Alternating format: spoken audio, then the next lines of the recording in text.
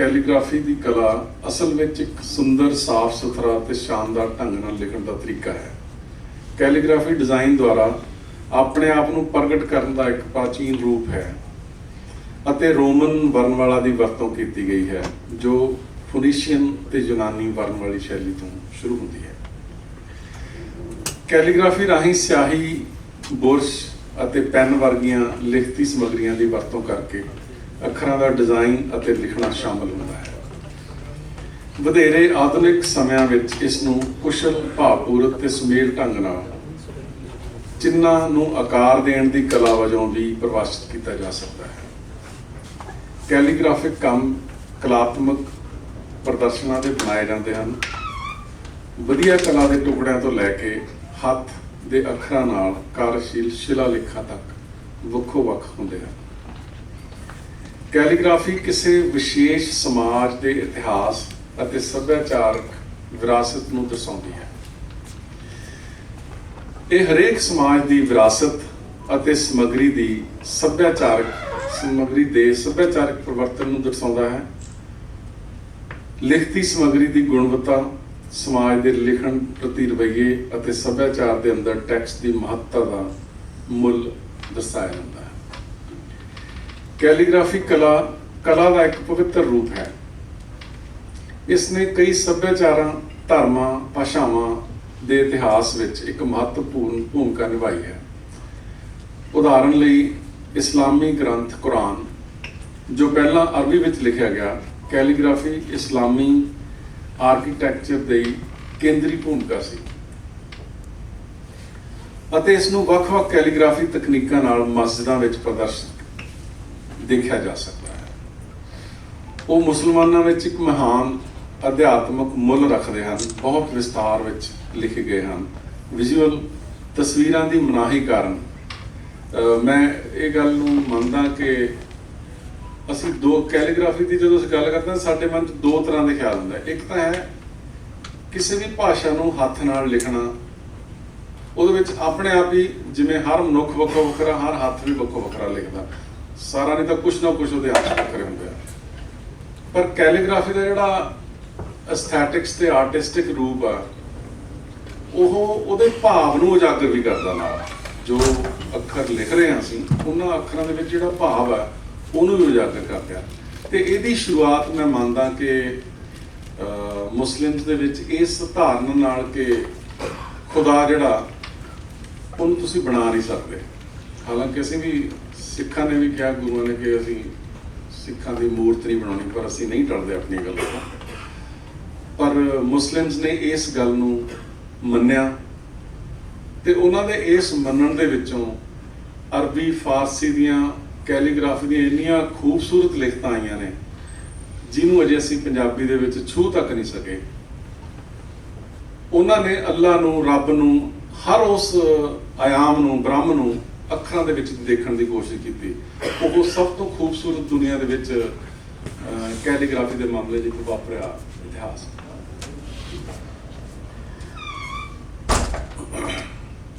ਸ਼ੁਰੂਆਤ ਦੂਸਰੀ ਸਦੀ ਈਸਵੀ ਦੇ ਸ਼ੁਰੂ ਵਿੱਚ ਭਾਰਤੀ ਭਾਸ਼ਾ ਨੂੰ ਬਿਰਚ ਤੇ ਸੱਖ, ਜਿਹਨੂੰ ਅਸੀਂ ਭੋਜ ਪੱਤਰ ਕਹਿੰਦੇ ਹਾਂ, ਉਹਦੇ ਤੇ ਲਿਖਣਾ ਸ਼ੁਰੂ ਹੁੰਦਾ ਹੈ। ਕਾਗਜ਼ ਦੀ ਫਾਰਮ, ਇੱਕ ਜਿਹੜੀ ਕਾਗਜ਼ ਦੀ ਐਂਸ਼ੀਐਂਟ ਫਾਰਮ ਆ, ਉਹ ਅਸੀਂ ਭੋਜ ਪੱਤਰਾਂ ਨੂੰ ਕਹਿੰਦੇ ਹਾਂ, ਜਿਹਦੇ ਚੋਂ ਸਾਡੇ ਕਸ਼ਮੀਰ ਦੇ ਉੱਪਰ ਜੋ ਤੁਸੀਂ ਬਰਫੀਲੇ ਏਰੀਆ ਦੇ ਵਿੱਚ ਨੇ, ਉੱਥੇ ਉਹ ਰੁੱਖ ਨੇ, ਅੱਜ ਵੀ ਤੁਸੀਂ ਜੇ ਜਾਓ ਤਾਂ ਤੁਹਾਨੂੰ ਉਹ ਦਿਸਦੇ ਨੇ। ਤੇ ਉਹਨਾਂ ਦੀ ਜਿਹੜੀ ਛਿੱਲ ਆ, ਜਿਹੜਾ ਉਹਨਾਂ ਦਾ ਸੱਕ ਆ, ਉਹਦੇ ਤੋਂ ਭੋਜ ਪੱਤਰ ਬਣਦੇ ਆ, ਜਿਹਦੇ ਵਿੱਚ ਸਾਡੇ ਵੇਦ ਲਿਖੇ ਗਏ ਨੇ, ਸਾਡੀਆਂ ਬਹੁਤ ਸਾਰੀਆਂ ਰਚਾਵਾਂ ਉਹਦੇ ਤੇ ਲਿਖੀਆਂ ਗਈਆਂ ਨੇ। ਤੇ ਉਹ ਅੱਜ ਵੀ ਪ੍ਰਚਲਿਤ ਆ, ਪਰ ਅੱਜ ਕੁਝ ਖਾਸ ਥਾਵਾਂ ਤੇ ਉਹ ਅੱਜ ਵਰਤਿਆ ਜਾਂਦਾ। ਭਾਰਤੀ ਕੈਲੀਗ੍ਰਾਫੀ ਵਿੱਚ ਫਾਰਸੀ ਦੇ ਪ੍ਰਭਾਵ ਨੇ ਭਾਰਤੀ ਕੈਲੀਗ੍ਰਾਫੀ ਵਿੱਚ ਇੱਕ ਵਿਲੱਖਣ, ਪ੍ਰਭਾਵਸ਼ਾਲੀ ਮਿਸ਼ਰਣ ਨੂੰ ਜਨਮ ਦਿੱਤਾ। ਹਾਲਾਂਕਿ ਭਾਰਤ ਵਿੱਚ ਪਹਿਲਾਂ ਤੋਂ ਹੀ ਕਈ ਵੱਖ-ਵੱਖ ਕੈਲੀਗ੍ਰਾਫਿਕ ਪਰੰਪਰਾਵਾਂ ਮੌਜੂਦ ਹਨ ਅਤੇ ਇੰਡਿਕ ਲਿਪੀਆਂ ਅਰਬੀ, ਫਾਰਸੀ ਪਰੰਪਰਾਵਾਂ ਵਿੱਚ ਵਰਤੀਆਂ ਜਾਂਦੀਆਂ ਲਿਪੀਆਂ ਤੋਂ ਬੁਨਿਆਦੀ ਤੌਰ ਤੇ ਵੱਖਰੀਆਂ ਸਨ। ਮੁਗਲਾਂ ਦੀਆਂ ਮਹੱਤਵਪੂਰਨ ਪ੍ਰਾਪਤੀਆਂ ਵਿੱਚ ਉਹਨਾਂ ਦੀਆਂ ਕੁਝ ਵਧੀਆ ਹੱਥ ਲਿਖਤਾਂ ਸ਼ਾਮਲ ਹਨ, जो आम तौर पर उच्च श्रेणी दियां स्वै जीवनियां ते इतिहास हैं। 16वीं सदी तो बाद सिख धर्म ने भारतीय कैलीग्राफी इतिहास में मुख्य भूमिका निभाई, जिहदे विच साडा गुरु ग्रंथ साहब नूं लिखना अपने आप च एक ऐसी परंपरा जिहदे नाल कैलीग्राफी एक लिखना तो एक सुंदर लिखना, ईवन बहुत सारिया हथ लिखतां ने जिस पन्नियां दे नाल साइड ते चित्रकारी भी है, मतलब कल्ला लिखा नहीं गया है, उन्हां दे भाव दे नाल पेंट भी किया गया साइड नूं। सो साडे कोले मुस्लिम्स तो परंपरा एक वखरे रूप दे विच आउंदी है, जिहदे च असीं भाव नूं नाल चित्र दे विच भी असीं ज़ाहिर करदे। अशोक दे 6वें थंब दे हुक्मनामे का मैं तुहानूं उहदे च जिक्र करदा, जिहड़ा कि साडे कोले उस समय का बहुत महत्वपूर्ण शिलालेख है। कैलीग्राफी का एक रूप है जिहड़ा बड़ा भाषा की इस शैली का एक दूजे नाल संचार करन नालों एक वड्डा टीचा सी। इस दे बनाए जाण तो पहला संचार का कोई भी सच्चा सुच्चा रूप नहीं सी। कोई भी बेसिकली क्योंकि कास्टिंग ते असीं जिहड़े मटीरियल नूं यूज़ करते हैं उहदे विच भी आके जिहड़े अशोक दे थंब ने वो एक वखरता पैदा करते हैं। उहदे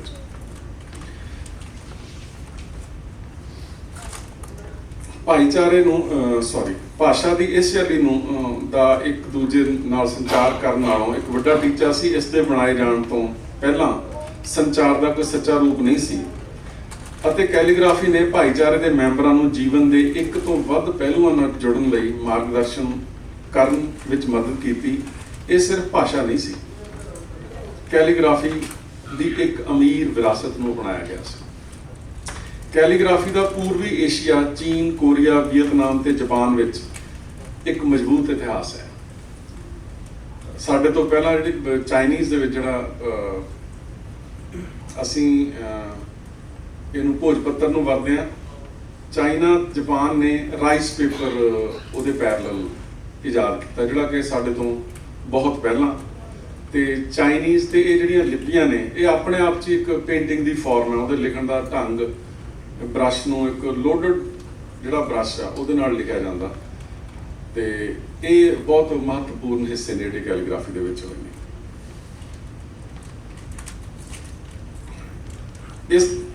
इस खेतर दीयां कई कला शैलियां विचों एक प्रभाव प्रमुख है चीनी कैलीग्राफी में जिया राजवंश की संस्कृति की देन है।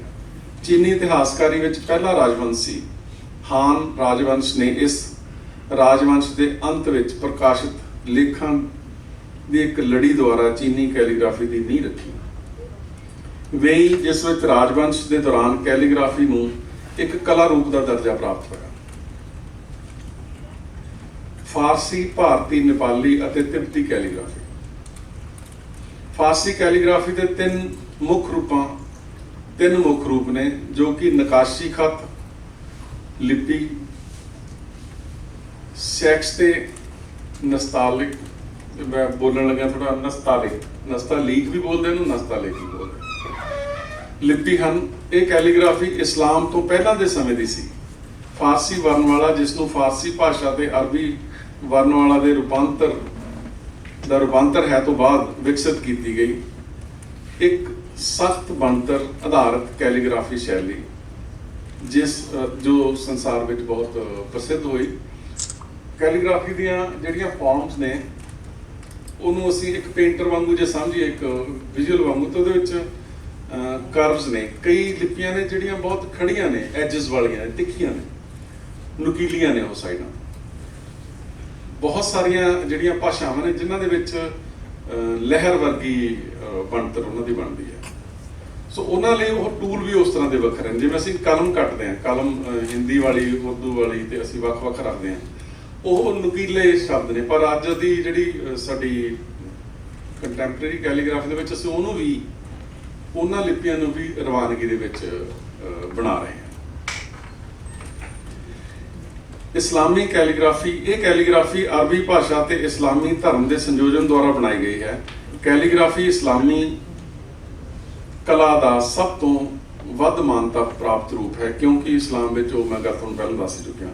पश्चिमी कैलीग्राफी ਕਲਮਕਾਰੀ ਅਤੇ ਲਿਖਣ ਦੀ ਕਲਾ ਹੈ, ਜਿਵੇਂ ਕਿ ਜ਼ਿਆਦਾਤਰ ਯੂਰਪ, ਅਮਰੀਕਾ ਅਤੇ ਓਸ਼ੇਨੀਆ ਦੀ ਲਾਤੀਨੀ ਵਰਣਮਾਲਾ ਦੀ ਵਰਤੋਂ ਕਰਦੇ ਹੋਏ ਅਭਿਆਸ ਕੀਤਾ ਜਾਂਦਾ ਹੈ। ਈਸਾਈ ਚਰਚਾਂ ਦੁਆਰਾ ਬਾਈਬਲ ਦੀ ਨਕਲ ਨੇ ਪੱਛਮੀ ਕੈਲੀਗ੍ਰਾਫੀ ਦੇ ਵਿਕਾਸ ਨੂੰ ਵੀ ਉਤਸ਼ਾਹਿਤ ਕੀਤਾ। ਗੋਥਿਕ ਦੀ ਵਰਤੋਂ ਉੱਤਰੀ ਯੂਰਪੀਅਨ ਗ੍ਰੰਥੀਆਂ ਦੁਆਰਾ 12ਵੀਂ ਤੋਂ 15ਵੀਂ ਸਦੀ ਤੱਕ ਕੀਤੀ ਗਈ ਸੀ, ਜਦੋਂ ਕਿ ਸਪੈਨਿਸ਼ ਤੇ ਇਟਾਲੀਅਨ ਨੇ ਰੋਟੁੰਡਾ ਨੂੰ ਚੁਣਿਆ। ਇਟਾਲੀਅਨਸ ਨੇ ਕੈਰੋਲਿੰਗੀਅਨ ਰੋਮਨ ਲਿਖਣ ਵਿੱਚ ਮਾਡਲਾਂ ਨੂੰ ਅਪਣਾ ਲਿਆ ਤੇ ਇਟੈਲਿਕ, ਜਿਹਨੂੰ ਅਸੀਂ ਤਿਰਛਾ ਲਿਖਦੇ ਹਾਂ, ਇਟੈਲਿਕ ਨੂੰ ਅਪਣਾਇਆ।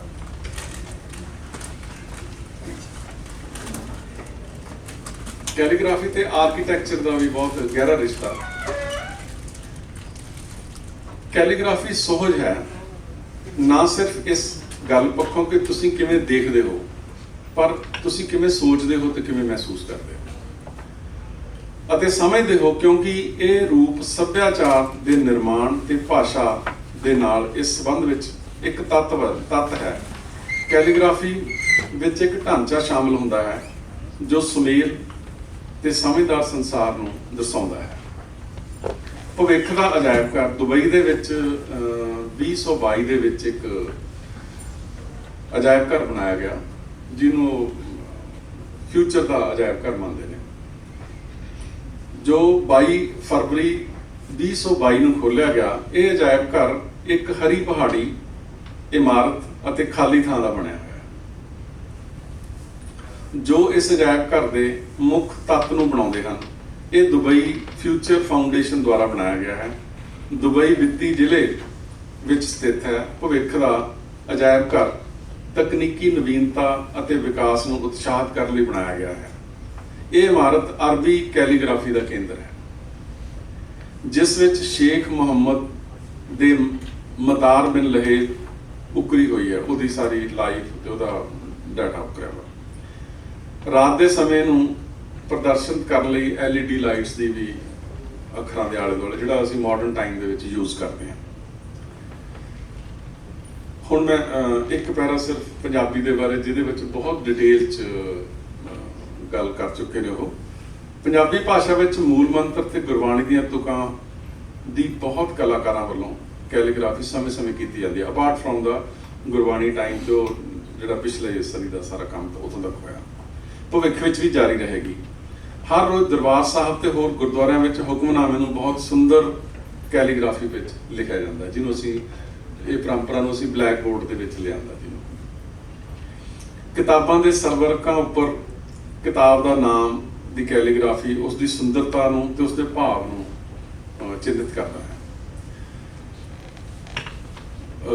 ਸਾਡੇ ਸਮਿਆਂ ਦੇ ਵਿੱਚ ਜਿਹੜੇ ਅੱਜ ਦੇ 13 ਰਤਨਾਂ ਤੋਂ ਬਿਨਾਂ ਬਹੁਤ ਸਾਰੇ ਲੋਕ ਹੋਰ ਨੇ ਜਿਹੜੇ ਕੰਮ ਕਰ ਰਹੇ ਆ, ਤੇ ਉਹਨਾਂ ਚੋਂ ਮੈਂ ਜਿਹੜੇ ਕੰਟੈਂਪਰੇਰੀ ਕੈਲੀਗ੍ਰਾਫੀ ਦੇ ਵਿੱਚ ਮੈਂ ਇਮਰੋਜ਼ ਨੂੰ ਬਹੁਤ ਉੱਚੀ ਥਾਂ ਦਿੰਦਾ। ਇਮਰੋਜ਼ ਉਹ ਸ਼ਖਸ ਹੈ ਜਿਹੜਾ ਸਾਰੇ ਹਿਸਟਰੀ ਤੋਂ ਸਾਡੇ ਟਾਈਮ ਦੇ ਵਿੱਚ ਆ ਕੇ ਇੱਕ ਐਸਾ ਵਿੱਢ ਪਾਉਂਦਾ ਵਾ। ਹੀ ਇਜ਼ ਦਾ ਓਨਲੀ ਪਰਸਨ ਜਿਹਨੇ ਕ੍ਰੋਕਰ ਪੈਨ ਨਾਲ ਕੰਮ ਕੀਤਾ। ਸਾਡੇ ਕ੍ਰੋਕਰ ਪੈਨ ਬੇਸਿਕਲੀ ਸਕੈਚਿੰਗ ਲਈ ਯੂਜ਼ ਕੀਤਾ ਜਾਣ ਵਾਲਾ ਟੂਲ ਹੈ, ਉਹਦੇ ਨਾਲ ਕੈਰੀਕੇਚਰਸ ਬਣਦੇ ਨੇ, ਪਰ ਉਹਨੇ ਆਪਣੀ ਕੈਲੀਗ੍ਰਾਫੀ ਵੀ ਜਿਹੜੀ ਉਹ ਕ੍ਰੋਕਰ ਦੇ ਨਾਲ ਕੀਤੀ ਹੈ। ਇਮਰੋਜ਼ ਸੁਖਵੰਤ ਨੂੰ ਤੁਸੀਂ ਜਾਣਦੇ ਹੋ, ਅਜੀਤ ਦੇ ਵਿੱਚ ਆਰਟਿਸਟ ਸੀ, ਡੈਥ ਹੋ ਗਈ ਉਹਨਾਂ ਦੀ। ਉਹਨਾਂ ਕੋਲੇ ਆਪਣੇ ਲਿਖਣ ਦੇ 2-3 ਸਟਾਈਲ ਨੇ। ਇਹ ਪ੍ਰੋਜੈਕਟ ਮੈਂ 2005-6 ਦੇ ਵਿੱਚ ਪੰਜਾਬੀ ਯੂਨੀਵਰਸਿਟੀ ਨਾਲ ਡਿਸਕਸ ਕੀਤਾ ਸੀਗਾ, ਤੇ ਕੁਝ ਫੌਂਟਸ ਦਿੱਤੇ ਵੀ ਮੈਂ ਯੂਨੀਵਰਸਿਟੀ ਨੂੰ, ਤੇ ਉਹ ਕੁਝ ਕਾਰਨਾਂ ਕਰਕੇ ਉਹ ਅਜੇ ਤੱਕ ਮਤਲਬ ਕੰਪਿਊਟਰ ਦੇ ਲਈ ਯੂਜ਼ੇਬਲ ਨਹੀਂ ਹੋ ਸਕੇ। ਸੋ ਮੇਰਾ ਇੱਕ ਸੀਗਾ ਕਿ ਇਮਰੋਜ਼ ਦੀ ਜਿਹੜੀ ਲਿਖਤ ਹੈ ਉਹ ਸੁਖਵੰਤ ਦਾ, ਸਿਧਾਰਥ ਦਾ ਆਪਣਾ ਸਟਾਈਲ ਆ। ਮੇਰੇ ਕੋਲੇ 4-5 ਤਰ੍ਹਾਂ ਦੇ ਮੇਰੇ ਲਿਖਤ ਦੇ ਸਟਾਈਲ ਨੇ। ਕਮਲਜੀਤ ਹੈ, ਉਹਨਾਂ ਦਾ ਹਰਜੀਤ ਨੇ ਪੰਜਾਬੀ ਯੂਨੀਵਰਸਿਟੀ ਪਟਿਆਲਾ ਦੇ ਪਬਲੀਕੇਸ਼ਨ ਬਿਊਰੋ ਦੇ ਵਿੱਚ ਸੀਗੇ, ਉਹਨਾਂ ਦਾ ਇਹ ਜਿਹੜਾ ਉੱਪਰ ਦਾ ਸਟਾਈਲ ਆ ਪੰਜਾਬ ਸਾਹਿਤ ਅਕੈਡਮੀ, ਇਹ ਉਹਨਾਂ ਦੇ ਸਟਾਈਲ ਦੇ ਵਿੱਚੋਂ ਆ ਲਿਖਿਆ ਗਿਆ। ਅਜਾਇਬ ਚਿੱਤਰਕਾਰ ਸਾਡੇ ਪੋਇਟ ਸੀਗੇ, ਉਹਨਾਂ ਨੇ ਵੀ ਇੱਕ ਉਹਨਾਂ ਦਾ ਸਟਾਈਲ ਹੈਗਾ ਲਿਖਣ ਦਾ।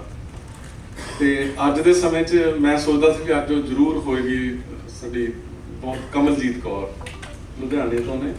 ਇਸ ਵੇਲੇ ਕੈਲੀਗ੍ਰਾਫੀ 'ਚ ਉਹਨਾਂ ਨੇ ਬਹੁਤ ਕੰਮ ਕੀਤਾ। ਤੁਸੀਂ ਦੇਖਿਆ ਉਹ ਤੁਹਾਡੀਆਂ ਸ਼ਰਟਾਂ 'ਤੇ ਕੋਈ ਲਿਖਿਆ ਪਿੱਛੇ ਛਪਿਆ ਵਾ, ਤੇ ਅੱਜ ਵੀ ਬਹੁਤ ਸਾਰੇ ਆਰਟਿਸਟ ਨੇ ਉਸ ਤਰ੍ਹਾਂ ਦਾ ਕੰਮ ਆ। She is doing very well in this time.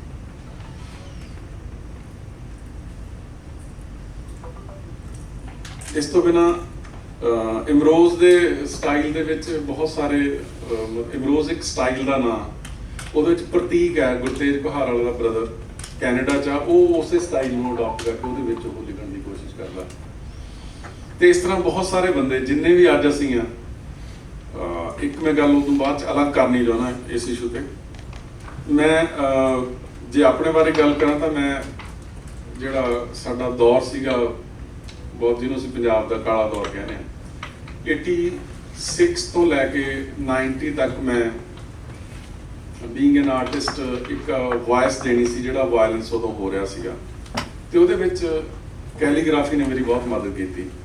ਮੈਂ ਬਾਬਾ ਫਰੀਦ ਤੋਂ ਲੈ ਕੇ ਕੰਟੈਂਪਰੇਰੀ ਪੋਇਟਰੀ ਤੱਕ ਐਕਸਟ੍ਰੈਕਟ ਲੈ ਕੇ ਪੋਇਮਸ ਉਹਨਾਂ ਨੂੰ, ਉਹਨਾਂ ਦੇ ਨਾਲ ਇਮੇਜ ਨੂੰ ਬਣਾਇਆ ਤੇ ਪੋਸਟਰ ਪੋਇਮਸ ਬਣਾਈਆਂ। ਅੰਮ੍ਰਿਤਾ ਪ੍ਰੀਤਮ ਹੋਰਾਂ ਨੇ ਉਹਨਾਂ ਵਾਲੇ ਆਰਟੀਕਲ ਵੀ ਲਿਖਿਆ, ਤੇ ਉਹਨਾਂ ਇਹ ਪੋਸਟਰ ਪੋਇਮ ਦਾ ਨਾਮ ਵੀ ਉਹਨਾਂ ਨੂੰ ਅੰਮ੍ਰਿਤਾ ਪ੍ਰੀਤਮ ਹੋਰਾਂ ਨੇ ਦਿੱਤਾ ਸੀਗਾ ਉਸ ਵੇਲੇ। ਤੇ ਉਹ ਸਾਰੇ ਪੰਜਾਬ ਦੇ ਵਿੱਚ ਉਸ ਵੇਲੇ ਉਹਨਾਂ ਦੀ ਐਗਜ਼ੀਬਿਸ਼ਨਸ ਲਾਉਂਦੇ ਸੀ ਅਸੀਂ। ਇੱਕ ਵੇਲੇ ਆ ਕੇ ਉਹ ਐਗਜ਼ੀਬਿਸ਼ਨ ਮੈਥੋਂ ਲੈ ਲਈ ਗਈ ਕਿ ਵੀ ਤੈਨੂੰ ਇਹ ਹਰ ਅਸੀਂ ਪਿੰਡਾਂ ਸ਼ਹਿਰਾਂ ਚ ਲਾਉਂਦੇ ਹਾਂ ਵੀ ਇੱਕ ਟਾਰਗੇਟ ਹੋ ਰਿਹਾ ਸੀ ਮੈਂ ਉਸ ਵੇਲੇ। ਤੇ ਉਦੋਂ ਸਾਡੇ ਭਾਈ ਮੰਨਾ ਸਿੰਘ ਜੀ ਨੇ ਫਿਰ ਉਹ ਮੈਥੋਂ ਲੈ ਲਈ, ਕਹਿੰਦੇ ਸਭੀ ਤੂੰ ਨਹੀਂ ਕੰਮ ਕਰਨਾ ਹੈ। ਗੁਰਸ਼ਰਨ ਭਾਈ ਨੇ ਇੱਕ ਥਾਂ ਤੇ ਸ਼ੋਅ ਸੀਗਾ, ਉਹਨਾਂ ਦਾ ਨਾਟਕ ਸੀਗਾ, ਤੇ ਉਹਨਾਂ ਦੀ ਨਜ਼ਰ ਤਿੱਖੀ ਸੀ। ਉਹਨਾਂ ਨੇ ਸਟੇਜ ਤੋਂ ਕੁਛ ਵਾਚ ਕਰ ਲਿਆ ਪਿੱਛੇ, ਕਿ ਉਹਨਾਂ ਮੁੰਡਿਆਂ ਨੂੰ ਭੇਜਿਆ ਮੇਰੇ ਕੋਲ, ਤੇ ਫਿਰ ਕਹਿੰਦੇ ਵੀ ਤੂੰ ਅੱਜ ਤੋਂ ਬਾਅਦ ਇਹ ਕੰਮ ਮੈਂ ਕਰੂੰਗਾ, ਤੂੰ ਨਹੀਂ ਕਰਨਾ। ਸੋ ਮੇਰਾ ਕਹਿਣ ਦਾ ਭਾਵ ਕਿ ਕੈਲੀਗ੍ਰਾਫੀ ਤੁਹਾਨੂੰ ਇਟਸ ਨਾਟ ਕਿ ਅਸੀਂ ਅੱਖਰਾਂ ਨੂੰ ਸੋਹਣੇ ਲਿਖਣਾ, ਇਹ ਸਾਡੇ ਸੋਸ਼ਲ ਰਿਸਪੌਂਸਿਬਿਲਿਟੀ ਨੂੰ ਵੀ ਅਸੀਂ ਇਹਦੇ ਥਰੂ ਉਜਾਗਰ ਕਰ ਸਕਦੇ ਹਾਂ। ਇਹਦੇ ਲਈ ਅਸੀਂ ਸਮਾਜ ਦੀ ਨਵੀਂ ਸਿਰਜਣਾ ਜਿਹੜੀ ਕਰ ਸਕਦੇ ਹਾਂ। ਤੇ ਇਸ ਤੋਂ ਬਿਨਾਂ ਜਿਹੜੀ ਗੱਲ ਅੱਜ ਦੇ ਸਮੇਂ ਦੇ ਵਿੱਚ ਜ਼ਰੂਰੀ ਹੈ, ਜਿਹੜੀ ਮੈਂ ਇਹਨਾਂ ਨੇ ਕੰਬੋਜ ਉਹਨਾਂ ਨਾਲ ਵੀ ਕੀਤੀ ਹੈ, ਅਸੀਂ ਜਿਹੜੀ ਸਾਡੀ ਕੈਲੀਗ੍ਰਾਫੀ ਫਾਰਸੀ ਅਰਬੀ ਤੇ ਉਹਨਾਂ ਨਾਲੋਂ ਮੈਂ ਕਿਹਾ ਵੀ ਅਸੀਂ ਬਹੁਤ ਪਿੱਛੇ ਆ। ਉਹ ਕਿਉਂ ਆ? ਸਾਡੇ ਕੋਲੇ 100 ਸਾਲ ਪਹਿਲਾਂ ਧਨੀ ਰਾਮ ਚਾਤਰਿਕ ਨਾਂ ਦਾ ਇੱਕ ਫੌਂਟ ਕ੍ਰੀਏਟ ਹੁੰਦਾ, ਜਿਹੜਾ ਧਨੀ ਰਾਮ ਚਾਤਰਿਕ ਹੋਰਾਂ ਨੇ ਆਪਣੀ ਪ੍ਰੈਸ ਚਲਾਉਣ ਲਈ ਉਹ ਬਣਾਇਆ। ਤੁਸੀਂ ਦੇਖੋ ਵੀ ਸਾਡੇ ਕੋਲੇ ਇਸ ਵੇਲੇ 50 ਤੋਂ ਵੱਧ ਫੌਂਟ ਨੇ ਜਿਹੜੇ ਬੇਸਿਕਲੀ ਧਨੀ ਰਾਮ ਚਾਤਰਿਕ ਫੌਂਟ ਆ। ਉਹਦਾ ਕੋਈ ਨਾਮ ਅਸੀਂ ਸਤਲੁਜ ਕਹਿ ਦਿੰਦੇ ਹਾਂ, ਕੋਈ ਕੁਛ ਕਹਿ ਦਿੰਦੇ ਹਾਂ। ਜਿੰਨੇ ਸਾਡੇ ਕੋਲੇ ਫੌਂਟ ਨੇ ਉਹ ਸਿਰਫ ਉਸ ਫੌਂਟ ਦੇ ਨਾਮ ਬਦਲੇ ਹੋਏ ਨੇ, ਜਿਹਨੂੰ ਮੈਂ ਸਮਝਦਾ ਕਿ ਇਹ ਇਮਾਨਦਾਰਾਨਾ ਕੰਮ ਨਹੀਂ ਹੈ। ਤੁਸੀਂ ਉਸੇ ਫੌਂਟ ਨੂੰ ਚੱਕਦੇ ਹੋ, ਕਾਪੀ ਕਰਦੇ ਹੋ ਕੰਪਿਊਟਰ ਦੇ ਵਿੱਚ, ਉਹਦਾ ਨਾਮ ਆਪਣਾ ਟਾਈਪ ਕਰ ਵੀ ਇਹ ਮੇਰਾ ਫੌਂਟ ਆ, ਇਹ ਠੀਕ ਨਹੀਂ ਕਰ। ਦੂਸਰੀ ਗੱਲ, ਕੈਲੀਗ੍ਰਾਫੀ ਜਿਹੜੀ ਆ ਅੱਜ ਵੀ, ਜਿਹੜੀ ਮੈਂ ਇਹ 'ਚੋਂ ਕੁਛ ਗੱਲਾਂ ਮੈਂ ਮੁਆਫੀ ਸਹਿਤ ਕਰਨੀਆਂ ਚਾਹੁੰਦਾ ਅੱਜ, ਕਿ ਅਸੀਂ ਜਿਹੜੀ ਕੈਲੀਗ੍ਰਾਫੀ ਕਰਦੇ ਹਾਂ ਇੱਕ ਉਹਦਾ ਬੇਸਿਕ ਰੂਪ ਆ ਜਿਹੜਾ ਸਾਡੇ ਕੋਲੇ ਪ੍ਰਚਲਿਤ ਆ, ਦੈਟ ਇਜ਼ ਚਾਤਰਿਕ ਫੌਂਟ ਜਾਂ ਉਸ ਤਰ੍ਹਾਂ ਦੇ ਜਿਹੜੇ ਅੱਖਰ ਨੇ, ਅਸੀਂ ਉਹਨਾਂ ਨੂੰ ਹੀ ਲਿਖ ਰਹੇ ਹਾਂ ਜ਼ਿਆਦਾਤਰ। ਕੈਲੀਗ੍ਰਾਫੀ ਦਾ ਇਹ ਮਤਲਬ ਨਹੀਂ ਹੈ। ਕੈਲੀਗ੍ਰਾਫੀ ਹੈ ਕਿ ਤੁਸੀਂ ਲਿਖਦੇ ਸਮੇਂ ਤੁਹਾਡੇ ਮਨ ਦੀ ਜਿਹੜੀ ਤਰੰਗ ਆ, ਤੁਹਾਡਾ ਹੱਥ ਕੁਝ ਖੇਡਣਾ ਚਾਹੁੰਦਾ, ਉਹਨੂੰ ਖੇਡਣ ਦਿਓ। ਤੁਸੀਂ ਕੁਝ ਐਸਾ ਵਿਜ਼ੂਅਲ ਕ੍ਰੀਏਟ ਕਰੋ ਜਿਹੜਾ ਬਾਕੀਆਂ ਕੋਲੇ ਨਹੀਂ ਹੈ। ਕੈਲੀਗ੍ਰਾਫੀ ਜਿਹੜੀ ਆ ਉਹ ਬਹੁਤ ਪਵਿੱਤਰ ਕੰਮ ਹੈ, ਤੇ ਜਿੰਨਾ ਕੰਮ ਕੀਤਾ ਜਾਊਗਾ, ਜਿੰਨਾ ਵੱਖਰਾ ਕੀਤਾ ਜਾਊਗਾ, ਉਹੀ ਭਲੇ ਦਾ, ਕਿਉਂਕਿ ਆਉਣ ਵਾਲਾ ਸਮਾਂ ਸਾਡਾ ਹੱਥ ਲਿਖਤ ਦਾ ਨਹੀਂ ਹੈ। ਹੱਥ ਲਿਖਤ ਸਿਰਫ ਇੱਕ ਐਂਟੀਕ ਪੀਸ ਬਣਨੇ ਨੇ, ਹੁਣ ਵੀ ਬਣੇ ਨੇ, ਜਿਵੇਂ ਮੈਂ ਦੱਸਿਆ ਵੀ ਪਿਛਲੇ 20 ਸਾਲਾਂ ਤੋਂ ਅਸੀਂ ਰਿਵਾਈਵ ਕਰ ਰਹੇ ਹਾਂ, ਅਦਰਵਾਈਜ਼ ਇਹ ਖਤਮ ਹੋ ਚੁੱਕਿਆ ਸੀਗਾ। ਉਹ ਸਰਵਾਈਵ ਕਰੂਗਾ ਜਿਹਦੇ ਵਿੱਚ ਬਹੁਤ ਵਿਲੱਖਣ ਟੱਚ ਹੈਗਾ ਤੁਹਾਡਾ, ਜਿਹਦੇ ਵਿੱਚ ਤੁਸੀਂ ਇਕੱਲੇ ਹੋ। ਜਿਵੇਂ ਪੇਂਟਿੰਗ ਦਾ ਮੁੱਲ ਕੀ ਹੈ? It's one in the world. ਜਿਹੜੀ ਇੱਕ ਪੇਂਟਿੰਗ ਉਹ ਦੁਬਾਰਾ ਨਹੀਂ, ਜਿਹੜਾ ਪੇਂਟਰ ਕਹਿੰਦਾ ਮੈਂ ਆਪਣੀ ਪੇਂਟਿੰਗ ਨੂੰ ਦੁਬਾਰਾ ਬਣਾ ਲੈਣਾ, ਉਹ ਪੇਂਟਰ ਨਹੀਂ ਹੈਗਾ। ਇੱਕ ਸਟ੍ਰੋਕ ਜਿਹੜਾ ਤੁਸੀਂ ਕਿਸੇ ਫਲੋ 'ਚ ਲਾਉਂਦੇ ਹੋ, ਇੱਕ ਟੱਚ ਜਿਹੜਾ, ਇੱਕ ਕਰਵ ਜਿਹੜੀ ਤੁਸੀਂ ਉਹਨੂੰ ਦੁਬਾਰਾ ਨਹੀਂ ਬਣਾ ਸਕਦੇ, ਉਹ ਰਿਪੀਟ ਨਹੀਂ ਹੁੰਦੀ। ਰਿਪੀਟ ਕੱਲੀ ਵਿਜ਼ੂਅਲ 'ਚ ਨਹੀਂ, ਉਹਦੇ ਪਿੱਛੇ ਸਟਰੈਂਥ, ਭਾਵ ਜੋ ਕੰਮ ਕਰਦੇ ਆ ਉਹ ਸਾਰਾ ਕੁਝ ਤੁਸੀਂ ਦੁਬਾਰਾ ਰਿਪੀਟ ਨਹੀਂ ਕਰ ਸਕਦੇ। ਸੋ ਕੈਲੀਗ੍ਰਾਫੀ ਜਿੰਨਾ ਵੀ ਕੰਮ ਸਾਡੇ ਆਰਟਿਸਟ ਕਰ ਰਹੇ ਨੇ, ਉਹਨਾਂ 'ਚ ਉਹੀ ਸਰਵਾਈਵ ਕਰੂਗਾ ਜਿਹਦੇ 'ਚ ਉਹ ਵੱਖਰੇ ਹੋਣਗੇ, ਜਿਹਦੇ 'ਚ ਉਹ ਆਪਣੇ ਫਲੋ 'ਚ ਹੋਣਗੇ। ਦੂਸਰਾ, ਅੱਜ ਸਾਡੇ ਕੋਲੇ ਇੰਗਲਿਸ਼ ਦੇ ਵਿੱਚ ਕਈ ਹਜ਼ਾਰ ਫੌਂਟ ਨੇ ਡੈਕੋਰੇਟਿਵ, ਹਿੰਦੀ ਦੇ ਵਿੱਚ 3000 ਤੋਂ ਉੱਪਰ ਫੌਂਟ ਨੇ ਜਿਹੜੇ ਡੈਕੋਰੇਟਿਵ ਨੇ, apart from K book writing ਵਾਲੇ ਨੂੰ ਛੱਡ ਕੇ। ਪੰਜਾਬੀ ਕੋਲੇ ਅੱਜ ਤੱਕ 10 ਫੌਂਟ ਵੀ ਡੈਕੋਰੇਟਿਵ ਨਹੀਂ ਹੈ। ਕੈਲੀਗ੍ਰਾਫੀ ਕਰਨ ਵਾਲੇ ਬੰਦਿਆਂ ਦਾ ਜਿਹੜਾ ਹੁਣ ਧਰਮ ਆ, ਉਹ ਇਹੋ ਜਿਹੇ ਅੱਖਰਾਂ ਦੀ ਡਿਵੈਲਪ ਕਰਨ, ਕੋਸ਼ਿਸ਼ ਕਰਨ ਜਿਹੜੇ ਵੱਖਰੇ ਵੀ ਹੋਣ ਤੇ ਜਿਹੜੇ ਫਿਊਚਰ ਦੇ ਵਿੱਚ ਕੰਪਿਊਟਰ ਦੇ ਥਰੂ ਸਾਡੇ ਤੋਂ ਬਾਅਦ ਵੀ ਦੁਨੀਆ ਵਰਤਦੀ ਰਹੇ। ਫਿਊਚਰ ਕੰਪਿਊਟਰ ਦੇ ਨਾਲ ਤਾਂ ਉਹਨਾਂ ਨੂੰ ਫੌਂਟ ਦੇ ਵਿੱਚ ਕਨਵਰਟ ਕਰਨਾ, ਤੇ ਉਹ ਵੀ ਉਹ ਨਹੀਂ ਹੈ ਜਿਵੇਂ ਪਹਿਲਾਂ ਹੋਏ ਨੇ ਵੀ ਸਾਰਿਆਂ ਨੇ ਧਨੀਰਾਮ ਫੌਂਟ ਚੱਕਿਆ ਤੇ ਉਹਨੂੰ ਕਰੀ ਗਏ। ਨਹੀਂ, ਚਾਹੇ ਇੱਕ ਫੌਂਟ ਲੱਭੇ। ਮੈਂ ਇਹਨਾਂ ਨੂੰ ਕੰਪੋਜ਼ਰ ਨੂੰ ਕਿਹਾ ਅੱਜ ਦੀ ਐਗਜ਼ੀਬਿਸ਼ਨ 'ਚ ਜੇ ਸਾਨੂੰ 2 ਫੌਂਟ ਵੀ ਮਿਲ ਜਾਂਦੇ ਆ ਅਲੱਗ, ਉਹਨਾਂ ਨੂੰ ਅਸੀਂ ਡਿਵੈਲਪ ਕਰਨ ਲਈ ਅੱਗੇ ਕੰਮ ਕਰ ਸਕਦੇ ਹਾਂ। ਸੋ ਇੱਕ ਤਾਂ ਇਹ ਹੈ ਕਿ ਕੈਲੀਗ੍ਰਾਫੀ ਨੂੰ ਸਿਰਫ ਰਿਪੀਟਡ ਰਾਈਟਿੰਗ ਪ੍ਰੋਸੈਸ ਨਹੀਂ ਸਮਝਣਾ, ਉਹ ਤੋਂ ਕੁਝ ਕ੍ਰੀਏਟ ਕਰਨਾ। Thank you.